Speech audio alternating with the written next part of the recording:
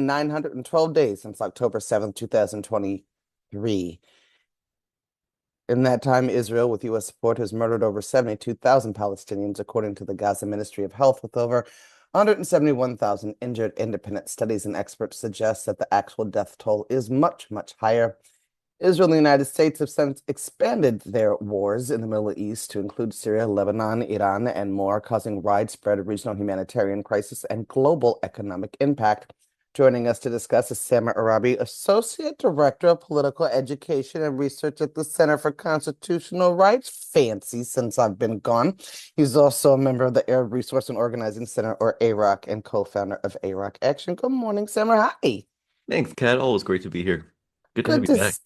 good to see you. You're right. You're my first interview, my first day back. What's up, family? I have been out. I'm happy to be with all of you again. You got a new job, my G. Yeah, it's been a few months, but it's been good. Stay Okay. tuned. There's some really exciting stuff coming down the pipe. I mean, I bet you all are some of my favorite folks. So I'm excited to have you there, and now know I've got even more stuff to talk to you about. There's so much this morning. I So much. like legit. So I was supposed to check out completely. We all know that that's not the real life of folks like us, particularly executive directors. But Yep. what I did actually do fairly successfully was tune out international news. Like I would scan, but I sort of did not. I was like, I'm just not gonna dive in. Which Good. meant, yeah, so you have a lot of catching me up to do this morning. There's not much Uh, new to report, honestly. Everything's fine. oh, I wish that was true. I wish it all had gotten better while I was gone. Mm. Um, but not so much. All right, so we're gonna start in Gaza. Aerial attacks continue from Israel. Israeli forces killed at least 7 Palestinians in the Gaza Strip over the past day, including a World Health Organization worker. According to local media, um, there were attacks in the Beruj, am I saying that right? You'll correct me, refugee Rouge, camp yeah. Hmm. located in central Gaza, which was targeted on Sunday, killing 4 people and wounding several others. That attack came hours after an airstrike struck security personnel east of Gaza City, killing and wounding a number of people. We'll start broad strokes, Simmer. The situation, the status for Palestinians on the ground in Israel, excuse me, in Palestine, Gaza. That's what you call brainwashing by mainstream media. Right. Palestinians in Gaza this morning. It continues to be a nightmare. It's an ever worsening nightmare that I think in many ways has accelerated under the shadow of the war in Iran and the invasion of Lebanon, because the world's attention is focused on those two places and it's allowing Israel to expand a lot of its ambitions with total impunity. That's of course happening in the West Bank, which maybe we'll get to. We will. The murders in Gaza are really continuing uninterrupted, and on top of the daily attacks by the Israeli military there, which are following the exact same pattern we've been seeing for 3 years now, the targeting of health workers, the targeting of journalists, the attacks on infrastructure. Gaza is now going through a currency crisis because the sanctions are so tight that there's just like it's basically impossible to get any liquidity out of banks, even the ones that are operating. And all of this is happening without the usual, at least sort of like perfunctory denunciations that tend to happen when Israel does these things, because the world is so caught up in what's been happening with Iran and to a lesser extent in Lebanon, which is also sort of operating under the shadow of the Iran war. The other big thing, and maybe we'll get to this too, is the Gaza disarmament plan from the Board of Peace also came out this week, which I would imagine a lot of people hearing this are surprised by because it got basically no coverage, even though it's like the sort of next step in the ceasefire in a way that you would think many people who have been working on the ceasefire would be really keen to hear about, but unsurprisingly, right, we're up to our necks in stopping an even bigger, even wider regional war. So I mean, I imagine. I mean, I was sort of going to ask that question leading up to because Hamas has said something about the disarmament plan for sure. But the president of the United States, that orange guy, has the attention span of a gnat. No offense to gnats intended. And so he's pretty preoccupied terrorizing the civilians in Iran. Um, how much babbling have we heard from him about his peace plan or the redevelopment of Gaza? You know, the no other option plan for Gaza that he and Kushner proposed just but a few months ago now. Yeah, it's a really good question. And honestly, if he said something, and maybe he has, I haven't heard it.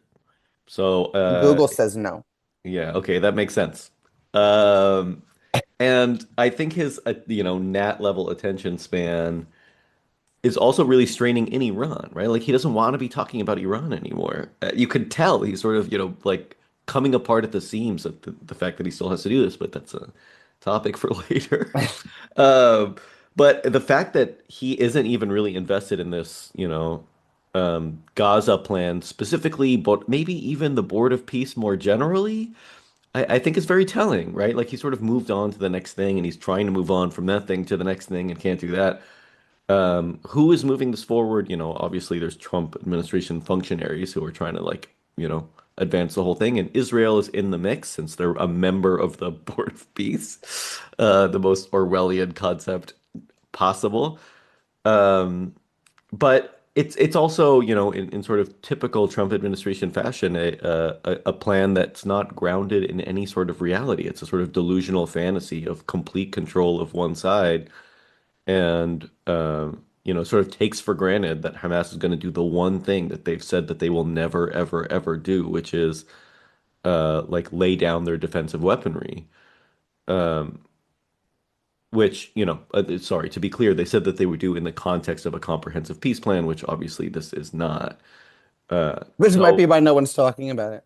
yeah, that's a very good point. Yeah, it's a little bit dead on arrival, right? This is just another sort of like fantasy plan that who knows what'll actually come from it. But it does raise these really important questions about if this isn't the plan, then what is, right? And even in the plan, really critically, this sort of disarmament plan, uh, Israel retains its military presence where it currently is in Gaza, which, as we know, is both the majority of Gaza and is increasing day by day because they keep moving those lines.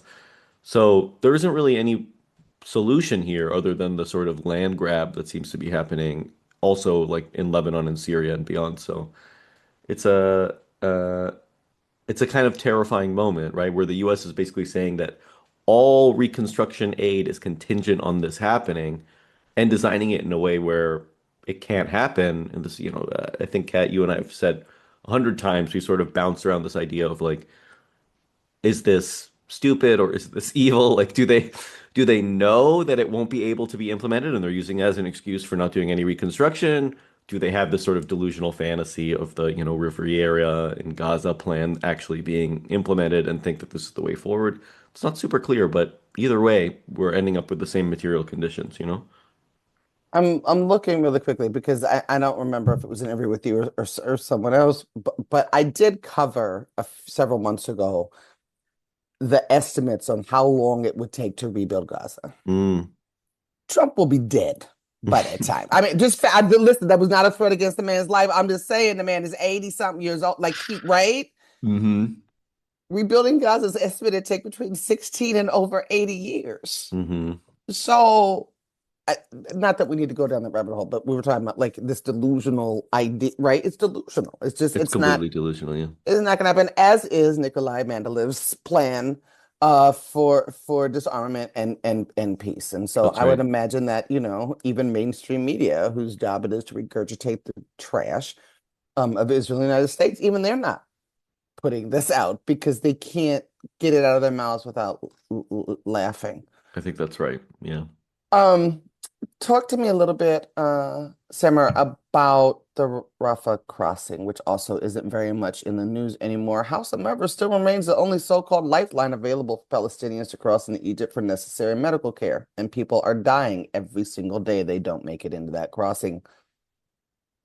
Yeah, they opened the Rafah crossing, they reclosed the Rafah crossing. It's not, uh, you know, um, the like status of the thing is always really dependent on the whims of the Israelis at any given moment. But the really critical piece there, I think, is to understand the reopening of the Rafah crossing, even to the extent that it does reopen as part of the broader ethnic cleansing plan, right? The stated goal this is like a public position. You would think it would be the thing that they say quietly, not the part that they say out loud, is that the Rafah crossing is specifically designed to let more Palestinians out than Palestinians will be allowed to come back in. And so, the use of the Rafah crossing for urgently needed medical assistance, you're in a situation where because of the ongoing sanctions, because of the crippling siege of Gaza that continues to this day, basic medical care, food, basic needs aren't able to fully, fully reach the people who need them. And as a result of that, you end up in a situation where folks who need medical treatment, the only opportunity available to them is to cross the Rafah crossing back into Egypt when it's open. And when it's not open, there's no opportunity at all. But even if they do have the opportunity to do that, they do so knowing that it's very possible that they won't be allowed back, right? And it's just pure ethnic cleansing. Like there's really no other way to describe it. And it's not lost on me, incidentally, that this sort of strangulation and the sort of ongoing attempt to just inflict total misery on a people who have become so self-resilient and have basically, spent decades building up systems to be able to endure the turned backs of the international community. It feels very similar in some ways to what's happening in Cuba, right? Where a group of people who have for so long managed to stay strong and resilient in the face of, uh, um, global indifference at best are now, the entire health system's collapsing there too, right? And they don't even have a Rafah. So like there's no, you know, just I think always important for us to remember the ways in which all of these struggles end up being linked. Sorry, you were asking me about a border crossing and I jumped halfway around the world, but it's on my mind, thinking about all the people that aren't getting their like dialysis, that aren't receiving surgeries, whatever, in the same way that because of the also strangulation, right? In a very different way, obviously. Never apologize for jumping, Samurai. You jumped very smartly, so it's fine. Samurai, I think people forget in large part because of the ways in which the region is portrayed, but there are Palestinian Christians. That is considered also a Christian Holy Land. We just walked through the Christian holy days and Easter yesterday, and for all of the solidarity between evangelical Christians and Zionists, what should they, the evangelicals, I do mean, be aware of in terms of how Palestinian Christians are persecuted during these times? Yeah, I mean, not for nothing, the Christians in the West Bank weren't even able to properly celebrate Easter because all of the main holy sites remain closed and inaccessible to Palestinians generally, regardless of their religion. So, um, the the Palestinian Christians, and frankly, we're reaching a level of sort of, nationalist fascism within the state of Israel that any Christians, by the way, not just the Palestinian ones, right? But like Christians who are coming to visit holy sites in Jerusalem that are getting spit on, for example. It's just so anathema to this project of the sort of Jewish supremacy that the Israeli state is built on. Is causing, unimaginable suffering to Palestinians in the West Bank as well, right? This is happening on top of an escalated level of settler violence that's almost unimaginable, right? Like alongside Israeli military services, just continuous attacks on Palestinian villages, including a number of specifically Christian majority villages, which incidentally, not for nothing, a lot of the Christian villages in the West Bank have a very high proportion of people who are either U.S. residents, U.S. citizens, or have family in the United States. And you would think that that would, result in some sort of response from the United States government that is specifically tasked with defending people who are U.S. citizens in other countries, but not a word, not a peep about those people losing their homes, about things being set on fire, about their livestock being killed, their crops being burned, and them driven out of their land, and that land being stolen by settlers more or less every week at an increasing pace right now. And on top of all of this, of course, we're also seeing the new a literal apartheid law, which again, maybe we're going to get to, So but that's where I'm going right this second. correct. How So, about that? yeah, passed by an overwhelming majority in the Knesset that allows for Palestinians and only Palestinians who are convicted in the military courts who have a 97% conviction rate, that gives you a sense of how fair those courts are. Uh, Like American courts for black folks. yeah, yeah, exactly. Again, nothing new under the sun, right? The same parallels happening across the world. And in a really horrifying a parallel, I think, of like, the Jim Crow United States, right? That this is basically a legalized lynching process. The idea is that they'll be hanging, uh, death by hanging for Palestinians who are convicted in that court. Not only passed by an overwhelming majority in the Knesset, but celebrated, like with popping champagne. They did a hanging of a Palestinian in effigy. And it's been described by Israeli government officials, not just Ben-Gvir, the nutso who is behind a lot of this, but like, you know, a pretty wide swath of the Israeli political establishment as an opportunity to, in their words, kill more Palestinians, right? It's specifically, again, just ethnic cleansing. It's an attempt to intimidate, to destroy the sort of, like underlying security of the community to the extent that that still exists, and just murder as many people as possible. And that's exactly what we're going to start seeing. It's an absolute horror. And, as I said right at the beginning of this description, right? I think there aren't many situations in history. I believe there are actually only two, where like a death law was specifically enacted, described as only impacting one particular racial or ethnic group. And here we are with number three. So, if there was any remaining way of people defending the Israeli state as being anything other than apartheid system, that has gone out the window, right? They're literally murdering Palestinians solely based on the fact that they're Palestinians, and that's now enshrined into law. And critically, and the reason I keep mentioning the Knesset, not only by the Netanyahu core, Right, not only by the right. Likudniks, right, but by a broad swath and broadly accepted by Israeli society. It's a terrifying moment. Yeah, a couple of things. If folks want to see how enthusiastic Ben Gvir is in particular, there is a short clip on Al Jazeera that has him talking he's salivating Hmm. as he's talking about the facility that's being built in order to Hmm. carry out these hangings. The law mandates. I'm just going to run through this for the people right quick, Sam. The law mandates execution by hanging within 90 days of sentencing. It allows military courts to impose a death penalty by a simple majority rather than a unanimous decision and limits ability for appeals or clemency. Um, Israel abolished the death penalty for murder in 1954 and has only executed two people in its history, Nazi official Adolf Eichmann in Hmm. 1962 and previously Mayor Tobiansky in 1948. Um, digression, because that's what I do sometimes. I know we just do this work. So like we do it, we get up, we do the work because the work is in front of us, so we do it.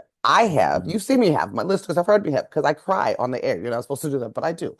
I do. These moments of just things feeling surreal. I mean, like if we just pause for a second and talk about the sentences that just came out of your mouth and just sit in our own humanity for a second. Uh, uh, It's it's almost unbearable. And I'm really glad that you mentioned the original Israeli use of the death penalty because I think there's something there also that really just sort of, A, there's a real gut punch to that, and B, I think there's a path towards trying to wrap your head around this that I think is valuable. The gut punch is, of course, that like, you know, it, for all the crime and all the horror, I think it's always really important to understand Israel as a tragedy. It's a tragedy, right? I feel a deep moroseness, right, about this group of people who, again, I do not think represent the Jewish people generally, but nevertheless are coming out of one of the most horrible crimes, committed in the history of the world, who have somehow now, in their trauma and in their horror, have embodied that very thing. And I think the whole Eichmann trial itself is a really, really fascinating dive into this. And if folks haven't read it, I cannot recommend highly enough the Hannah Arendt book, Eichmann in Jerusalem. which the subtitle of the book is a book on the banality of evil and trying to understand like how people can be so evil. And there's a lot there. There's a lot there about how to wrap your head around a thing. And like a really key piece of that is that like the way in which evil operates is just so banal, right? It becomes so bureaucratized and so normalized in the society in which it's operating that like the people who carry it out don't even think about it, right? They lose that aspect of their humanity in a way that I think Fanon talked about a lot in terms of like how a colonial society loses its sense of self. So I don't know. I go back to that a lot as a way I sort of try to understand the evil that we're seeing in the world. Yeah, I mean, to just layman terms, it, I mean, it is what we mean when we say white supremacy doesn't work even for white supremacists, right? Exactly. But white supremacists often can't see what is directly in front of their face, but it's doing to their humanity. When I moderated the last time Chris Hedges was here in the Bay Area, as part of his presentation, he was talking about the impact on Israeli soldiers, like what happens to them when Mm, they're done serving. And it's very similar, right, to what we know about what happens to veterans, across the board, but worse, right? But hmm like the depression and the self-loathing and um the rates of suicide hmm and or right the other opposite extreme, right? Like the continuation of just bloodthirsty mentality, sociopathic, turns them Yeah. into sociopaths, actually. Well, yeah, it's the sublimation of that trauma into like a container that can hold it, and the container that can hold it is fascism. Right. That's where we're at. Yeah. All right, and fascism marches on to Lebanon. Israel has dramatically stepped up its assault on Lebanon over the last 24 hours. Israel has launched renewed strikes on southern Lebanon as it continues to press forward with a ground invasion while also waging new attacks on Beirut shortly after striking areas around the capital that had so far been removed from the conflict. At least four people were killed in a raid that hit a car in the south of Lebanon.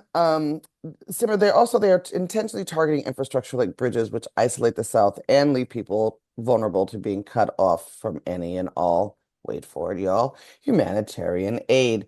So, when we've talked about the West Bank in the past, folks called it the Gazification of the West Bank. Folks are referring to the targeting of infrastructure, including targeting aid workers, which folks are now saying has been intentional. Israel says, no, no, we would never. Um, as really just sort of being a repeat of the tactics and intention at this point of what we've seen Israel execute in Gaza. Yeah, and referred to as the Gazification, not only by, like I think Human Rights Watch put out a report very recently saying that, you can't understand what's happening in Lebanon without understanding the sort of impunity and dissolution of international norms that happen in Gaza. It's also referred to as Gazification by the Israeli military and Israeli officials, right, who are saying we're going to do in southern Lebanon what we've done in Gaza. And that's exactly what they're doing, right? We've seen the assassination of health workers, for example, which is now up to I think 60 or so. The destruction of civilian infrastructure, the mass displacement. 1 million Lebanese folks have now left the south. And, in the same context of sort of land grabbing, ethnic cleansing, two really critical pieces there. One, the bombing of the bridges, which, as you mentioned, which I was right next to a bridge that Israel bombed back in 2006. I remember what that looks like. But critically understanding that 1 million people have left the South, and now if even if at some point they wanted to go back, there's no infrastructure for them to do so, right? They've cut off southern Lebanon from the rest of the country. And they're saying very openly that they're going to stay in southern Lebanon in the area south of the Litani River, but also even potentially north of that. But we can get into all of that. But also, again, explicitly, the Israeli government stating that the Shia Muslim community is no longer welcome in southern Lebanon and has called for all of the Shia Muslim community to leave. I mean, they've basically already forced them out, but basically saying that they can't return.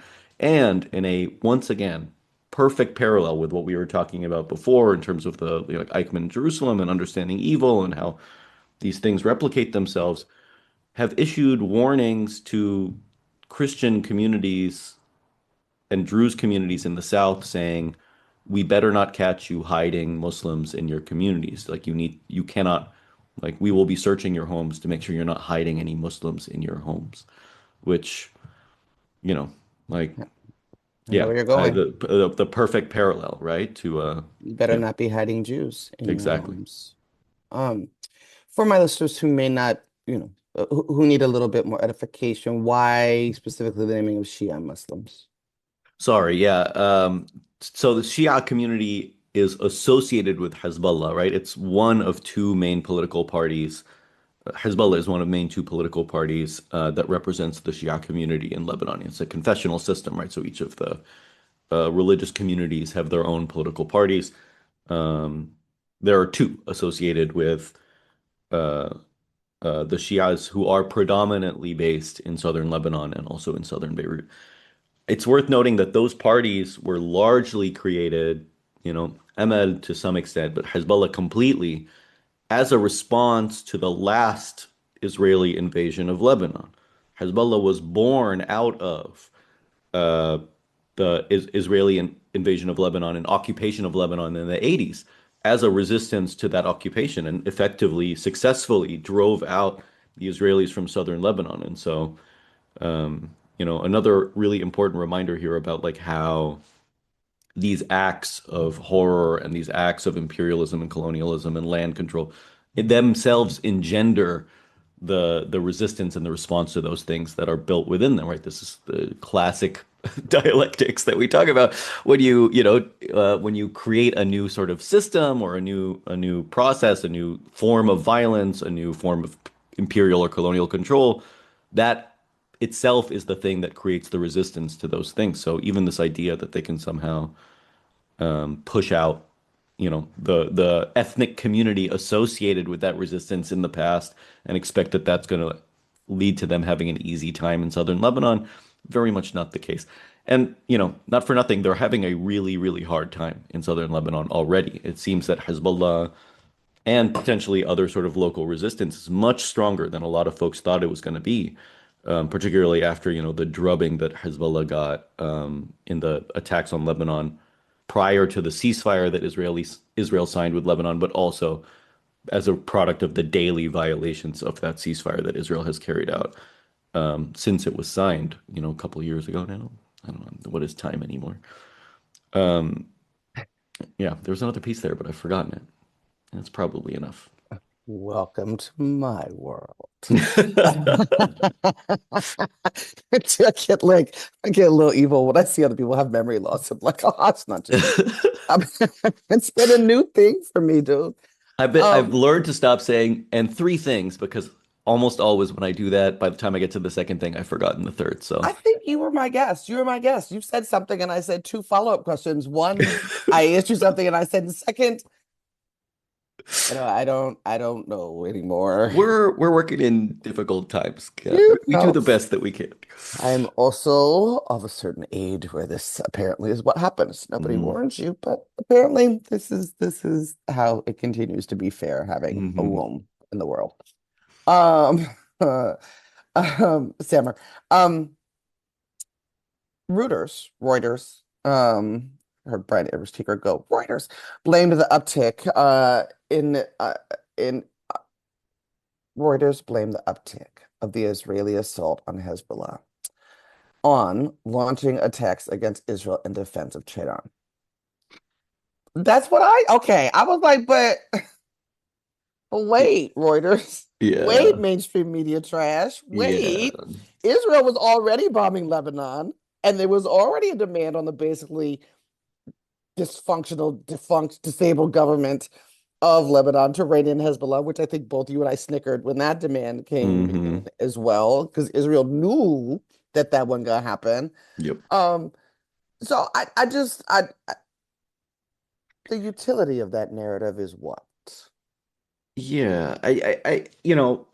It's been it's been it's been very clarifying to see the way that the Western media or traditional media generally has been covering the Israeli invasion of Lebanon. period, which good luck finding the word invasion or occupation in something that is very clearly and very objectively an invasion and occupation, right? It's always, Israeli forces move into southern Lebanon. Israel claims it will stay in southern Lebanon. Like, what's that called? When an army moves into another country and says they're going to stay. And the regurgitation of Israeli talking points, right? The cheap way in which, particularly, we could do a whole thing on what's happening with the media ecosystem, right? And the fact that a lot of these remaining sort of prestige outfits are closing their foreign bureaus. The Washington Post completely dissolved their Middle East bureau, for example, makes them very susceptible to just sort of take talking points from, like these sort of so-called trusted sources, which themselves are heavily compromised because of their political agendas. And as a result of that, it feeds into a narrative that Israel manufactured. I think we need to understand it like that. They manufactured this narrative. It's very clear, at least to us, right, that Israel has been goading Hezbollah into some sort of pretext for an invasion and occupation, right? That's what they've been doing for the past 2 years, basically violating the ceasefire, violating the ceasefire. And we've talked about this before that despite the fact that Israel continues to violate the ceasefire, Hezbollah's political position on this has been we're holding to the ceasefire regardless of whether or not Israel is breaking it. And I think a big part of that was the calculus that they were making that Israel was trying to goad them into an opportunity for Israel to invade and occupy Lebanon again. And sure enough, when Hezbollah fired what honestly seemed to be a sort of very like perfunctory, right? Like an almost gestural like set of rocket attacks after the killing of Ayatollah Khomeini. Um, Israel used that as the pretext to go in and just say, actually, we're here to stay now, right? In a way that is not dissimilar to what they did in Syria. Uh, unleashing a bombing campaign, by the way, that was worse in many ways than during like the Hezbollah Israeli war that happened a couple of years ago. So this had been planned for quite some time. But good luck seeing that in the sort of narrative that people are talking about, as if, as always, Israel is described as being the sort of defensive actor here, right? Of responding to conditions, despite the fact that it starts almost every single war, with the exception of 1973, maybe. Every war that Israel is engaged in is one that it starts itself, and this is no exception to that. But as is always the case, the media never portrays it that way. That's why we're here. Hmm. Simmer, before I left, I'm like, when, we've been hit and miss sort of covering, Lebanon as best as we can when I have you on the air. One of the things, though, that I believe, if I'm remembering correctly, was pretty clear was that as a result of Israel's more recent uptick of attacks before where we are right now, Hezbollah's rank and leadership had already been adversely affected, right? They'd murdered a bunch of their leaders, rank and file. Where does it stand now? Like, what is its positionality now, being effectively the only defense Lebanon really has against Israel's bombing campaign? Yeah, and there's certainly no support from the Lebanese state. You would think there would be some effort by the so-called Lebanese army or the Lebanese political class to say something meaningful beyond like small statements at the UN about the fact that, a fifth of their country has now been occupied by a foreign power and is ethnically cleansing their population. But no, that lays, specifically on the head of this group of people that is also at the same time that they are actively fighting this Lebanese invasion are being, you know, called to disarm by the Lebanese government. And, the Lebanese politics are complicated. I think people feel a lot of different ways about Hezbollah, and there are a lot of reasons to feel a lot of different ways about Hezbollah, for the record, as a Syrian. Um, they did a lot of stuff in Syria too that is complicated, let's say, controversial maybe.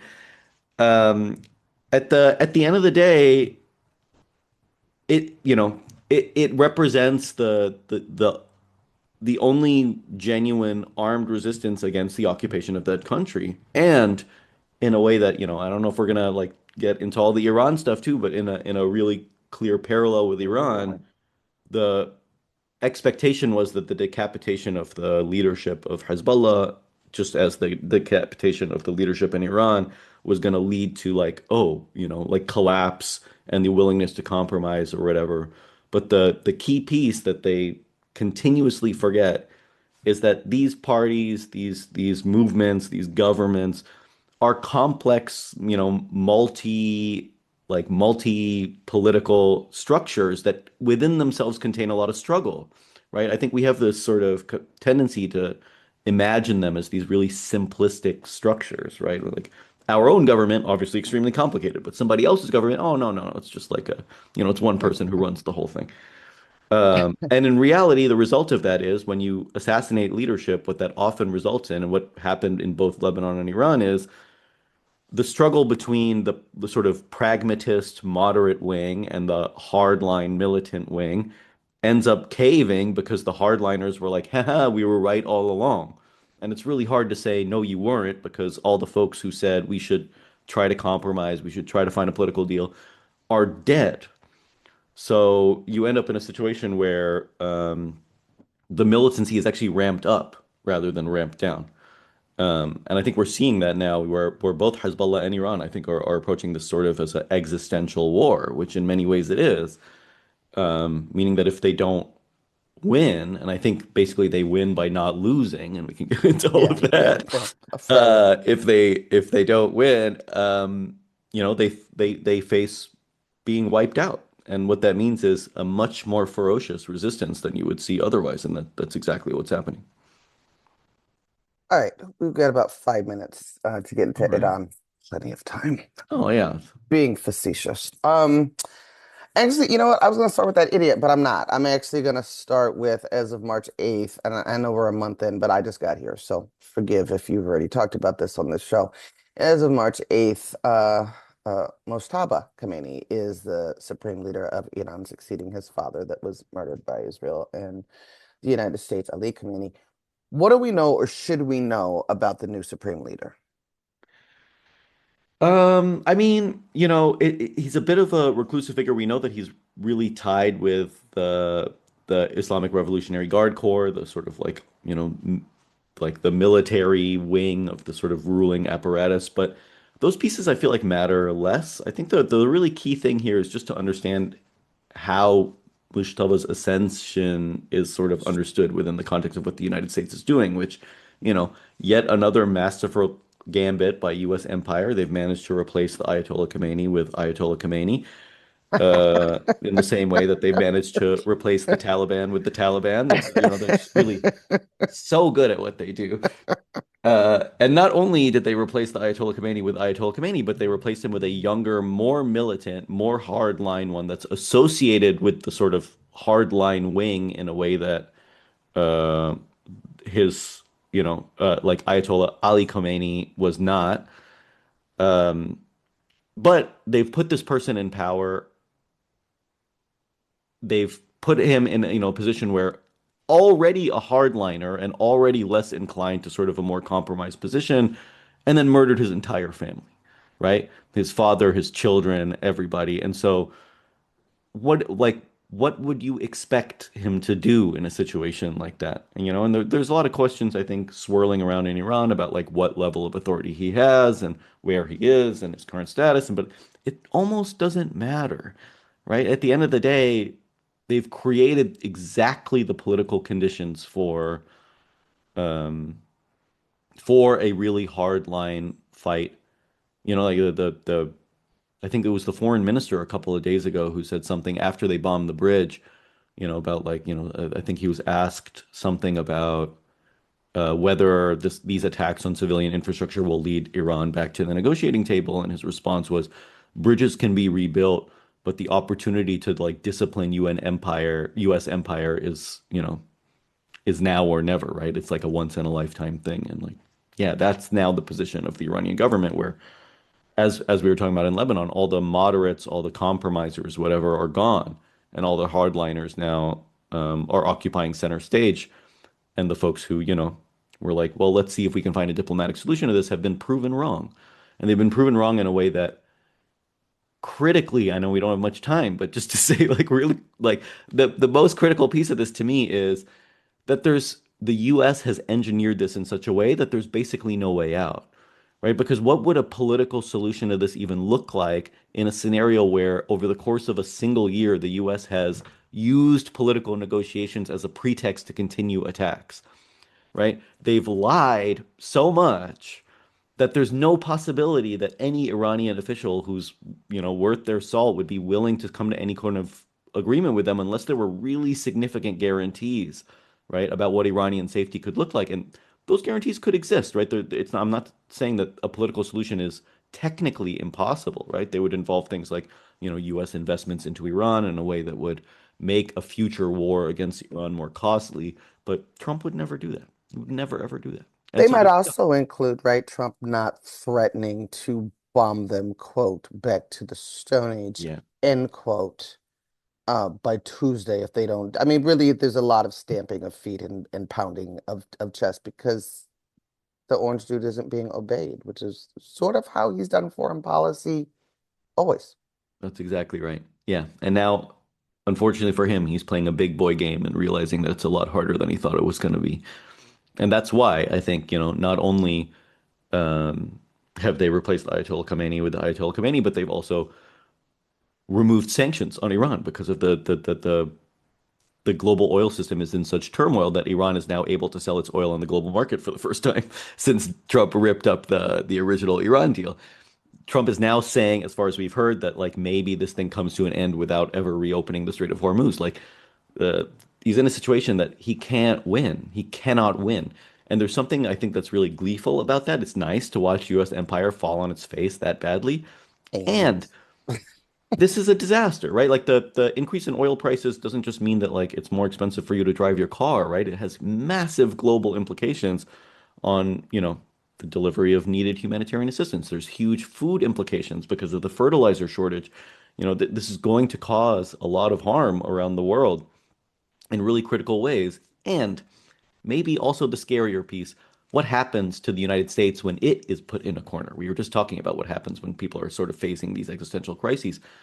Who knows, right? What Trump is going to do to try to get out of this. And I think it's unlikely, but I don't think it's inconceivable that we end up in a situation of like, the use of like small nuclear weapons, for example, right? Or mass atrocities far worse than what we've seen already.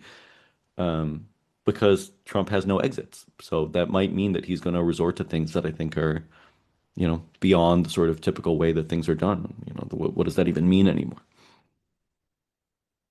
well, on that cheery note, my friend, I bid you adieu, and I will talk to you soon. Thank you so much for coming on the show, Sam. Thanks, Kat. It's always a pleasure to be here. And yeah, look forward to seeing you all on the streets to stop this war together.